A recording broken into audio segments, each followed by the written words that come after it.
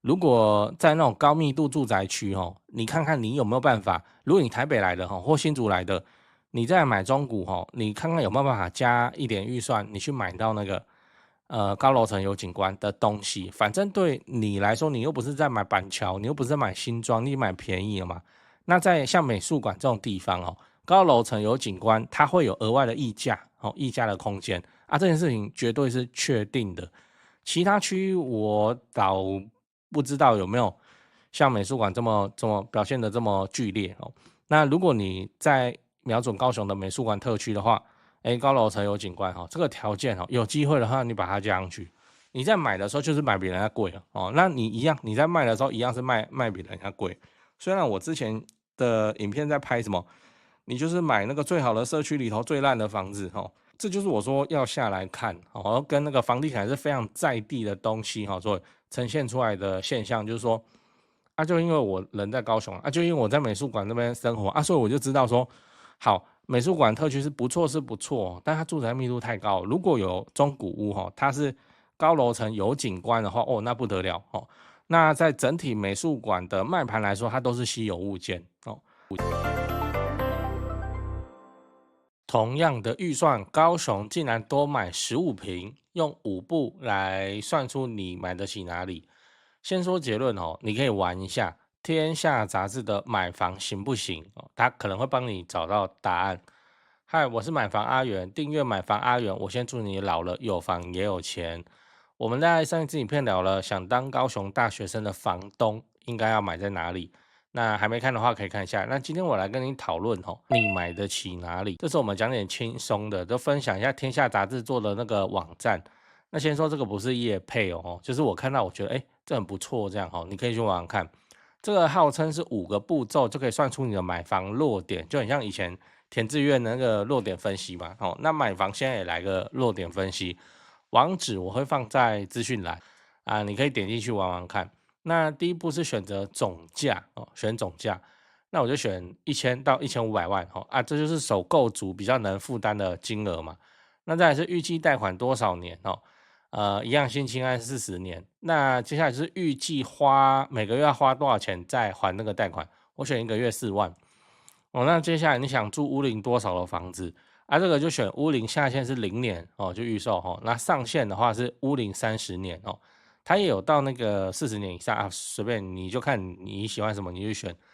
然后最后是你想要住在哪一个行政区哦，台北市新庄区好了哦。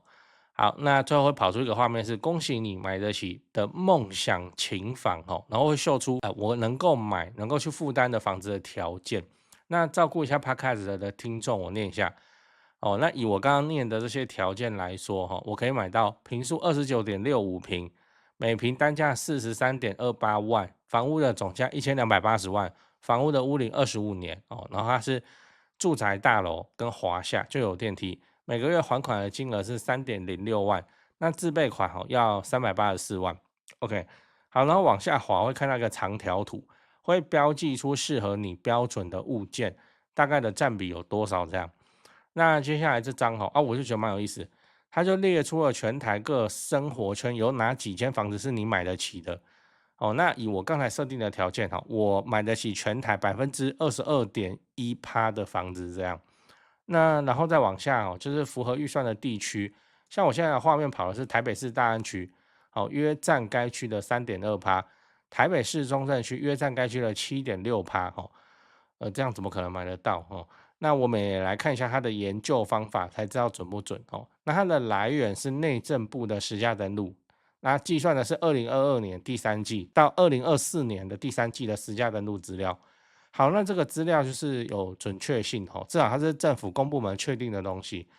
再来，你要知道你可以买高雄哪里。好，那接下来我们把同样的购物条件再跑一次，然后地点我选高雄的凤山，选凤山是因为我们要对标新庄在台北，就相当于那个凤山之于高雄这样。好，那我会简单念一下，坪数就暴增到了44.67坪，每坪单价26.47万，房屋总价1200万，房屋屋龄3年然后房屋的类型是住宅大楼透天厝那我做个对比图，你来看一下就是说同样的预算标准，你在凤山你可以买到44.8坪的房子，然后在台北新庄只能买到29.6坪。那凤山屋龄3年，新庄屋龄25年。那每坪单价的话，凤山是26.5，新庄是43.3。对啊，这就是为什么一堆人会就离开台北，然后杀去高雄去买房子，就是这样。你看同一笔钱，那个 CP 值是不是高非常非常的多？那我就是硬生生多出15坪然后房子还那么新那它系统跑出来是3年的房子我说高雄的凤山，在我们做中古的经验来讲，这个屋龄3年真的是要超级新的房子那如果我把这个屋龄往后拉一拉，我自己常讲的这个20-30年的屋龄，那个价格又会往下掉一截那买到的坪数又往上升所以 CP 值是真的颇高的。你可以玩一下这个网站，然后来看你觉得准不准你现在想要买房子的条件那你可以买到哪边的房子？最后你要知道你该怎么使用这张图那我们还是要认真来讲一下怎么利用这个工具。我的建议是，第一个是，如果你是首购，你就认真看一下你有哪边可以买，然后去做那个地区的功课。这个是你现在加速上车的机会不用人海茫茫到处找，这样591在那边乱翻。至少这个网站它可以快速收敛去收敛你应该要瞄准的方向那你再下去做功课真的去看房子。好，那如果你已经上车了那你现在是要置产另一台车的话，那我反而会建议你用娱乐心态来玩玩就好。那你自产，你看台北跟新庄然后高雄跟凤山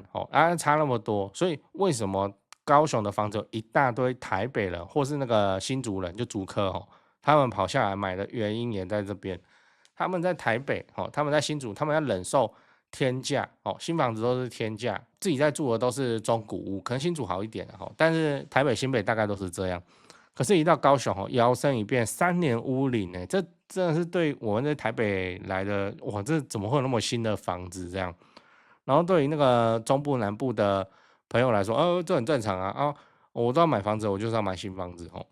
这个跟台北经验确实是大相径庭因为需求不一样那我们要找的是适合置产的物件，不要被地区给局限住。你看，我说我买高雄我还从台北搬到高雄来住嘞那我也不会只盯着美术馆有很厉害的物件，像那个美术之星会爆嘛，它那个赖动不动都会爆嘛我觉得有兴趣我就去看那像我们刚才讲的三民区刚才有提到三民区，那三民区这么大你光看这个数据其实是不够去做判断的这个我等一下留在八卦的时候再讲那我会说这个就参考看看，玩玩看就好了因为他去抓实价登录，这个毕竟还是落后资讯以及他刚讲到什么屋龄3年26万，那很显然那就是以前预售来交屋的价格你现在去买，不管是新的预售还是人家已经成屋在卖，是没有这个价钱的所以就是玩玩就好。但它的趋势是一致的，就是说你离开台北的话，你到中部，你到南部，你可以买到屋龄都变低，买到的坪数都变大就这样。那再搭配我所说的那个重大建设来做功课的话，你就可以更快速的去吃到补涨的机会。对这几件事情先讲，不然怕忘记。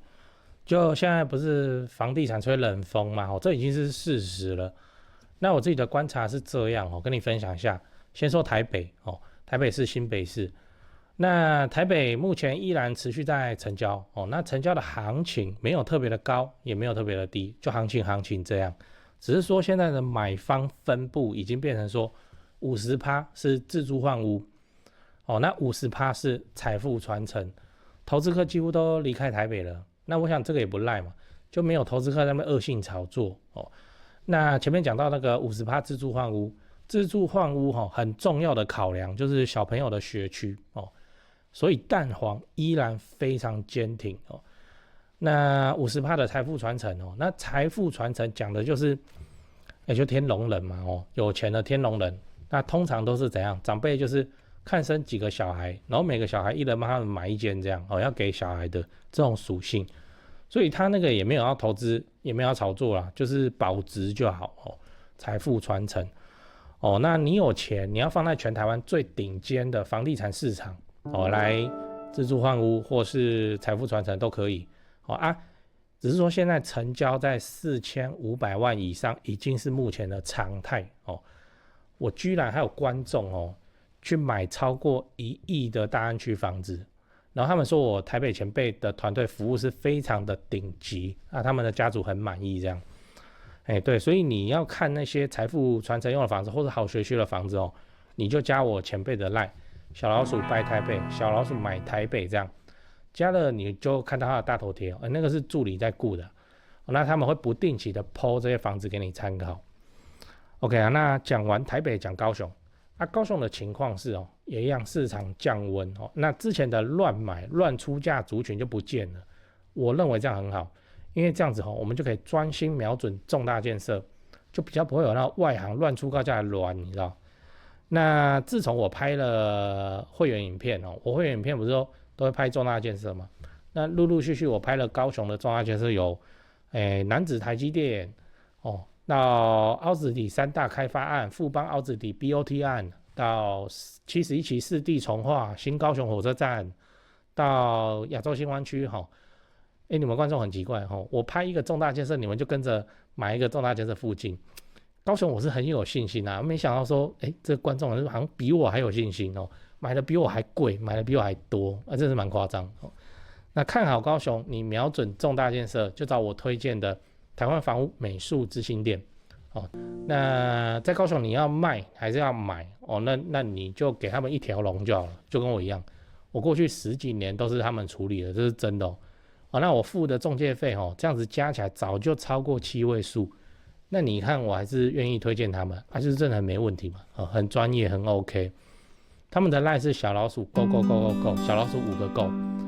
那他们有答应我说会 po 在这支 line 的房子是都会挑过就是专门给买房阿元的观众。那这些房子都怎样？都适合自产，也都在重大建设旁边，你可以加那个 line 来看看高雄没有台北那么贵祝你自产顺利，来高雄玩得开心，赞赞。讲八卦讲八卦，这种买房工具啊，这就是玩玩就好玩玩就好。如果你要自产的是中古屋预售也一样，你也要去了解嘛。那如果你做的是中古屋或成屋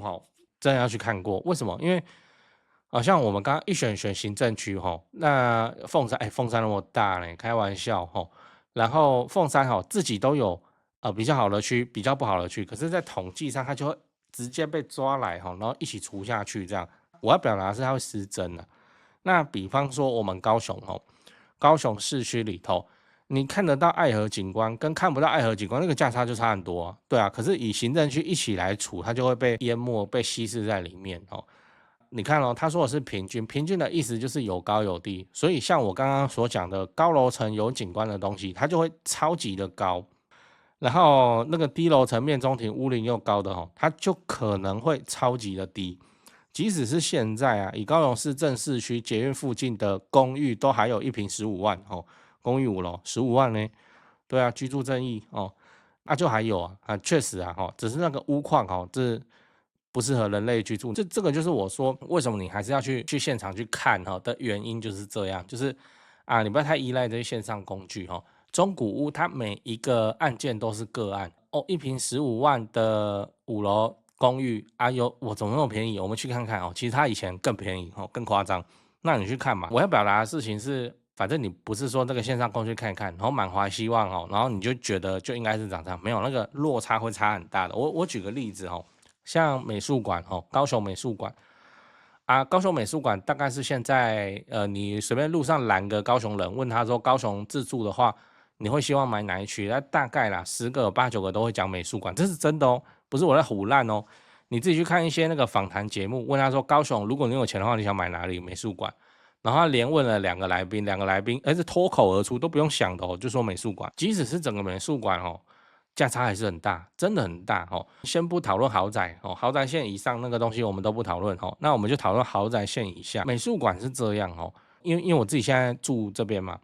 其实美术馆的住宅密度，我个人看起来过高我真的是这样子认为，住宅密度太高了，尤其是像北美术这边，就什么北1街、北5街，你自己来走走看，就是说房子盖太密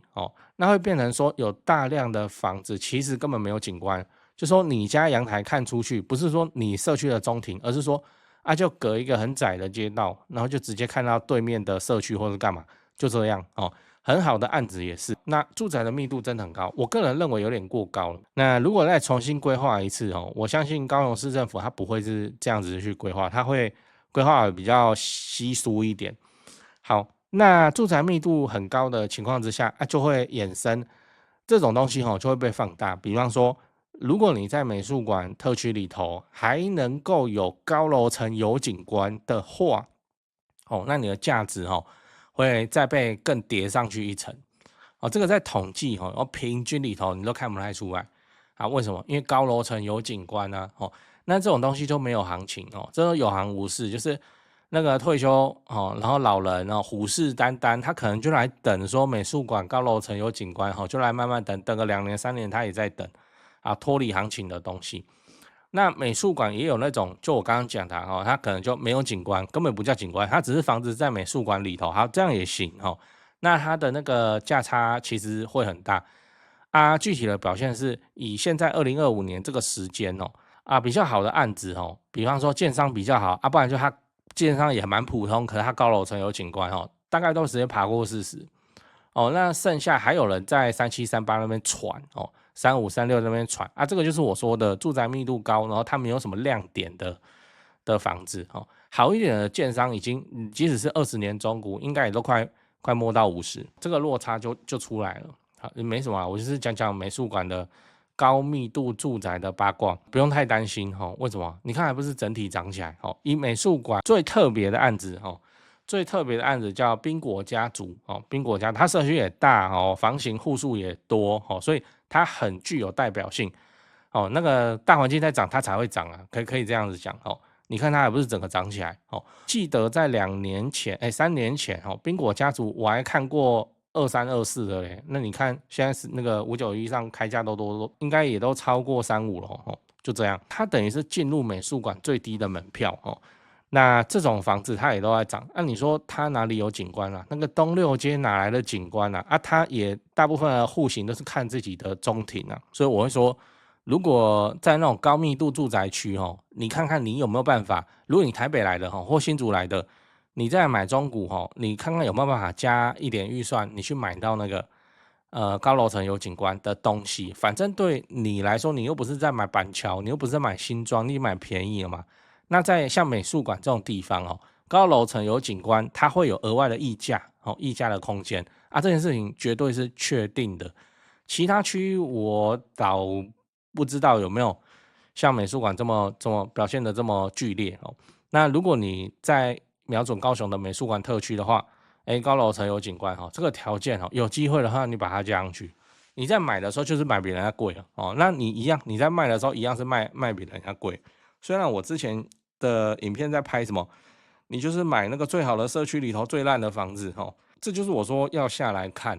跟那个房地产是非常在地的东西所以呈现出来的现象，就是说就因为我人在高雄就因为我在美术馆那边生活所以我就知道说，好，美术馆特区是不错但它住宅密度太高，如果有中古屋它是高楼层有景观的话那不得了那在整体美术馆的卖盘来说，它都是稀有物件这种就只有在地的观察我才会知道嘛。同理你不要那么突然问我那个基隆的房市然后问我那个台中的南区怎么样，我怎么知道？我没去研究那里好，那大概就是这样，所以看着办高楼层有景观那特别适合作用在高雄市美术馆特区这边。